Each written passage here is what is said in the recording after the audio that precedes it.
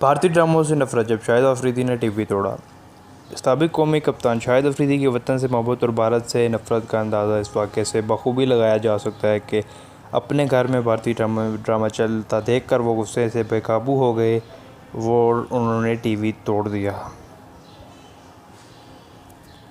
एक प्रोग्राम में माजी का किस्सा बयान करते हुए बूम बूम अफरीदी का कहना था कि वो घर में अपनी अहलिया को भारतीय ड्रामे देखने से मना करते थे, खुसूसन बच्चों को इस हवाले से सख्त हिदायत दी थी कि टीवी पर इंडियन ड्रामे या फिल्म ना चलाएं। एक दिन वो अपने कमरे से निकले तो उन्होंने टीवी पर मारूफ भारतीय चैनल का ड्रामा चलता देखा। सिर्फ यही नहीं, इनकी नन्ही बेटी ना समझी में ड्रामे में दिखाई जाने वाले सीन के मुताबिक प्लेट पकड़े अर्थी उतारने की नकल भी कर रही थी। यह मंजर देखकर शाहिद अफरीदी के गुस्से की इंतहा ना रही और इन्होंने बेटी को कुछ कहने की बजाय टीवी तोड़ दिया। वाज़ेह रहे कि शाहिद अफरीदी मकबूजा कश्मीर में मजलूम ढाए जाने पर भारत की मोदी सरकार को अक्सर तनकीद का निशाना बनाते हैं और इनके सोशल मीडिया पर इस हवाले से जारी करदा बयानात मदाहों में काफ़ी मकबूल भी हैं।